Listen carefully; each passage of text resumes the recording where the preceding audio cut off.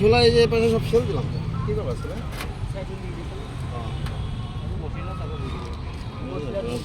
Testing plate টেবলার না testing plate টেবলার না ওপরে জালি দেওয়া আছে প্লেটটা চট করে ধরতে হবে না নেট ফেলা আছে আর ডাইরেক্ট গিয়ে যেটা নোংরা ঢুকবে বা একটা ইয়ে ঢুকবে সেটা দেখতে হবে মারো মারো হবে।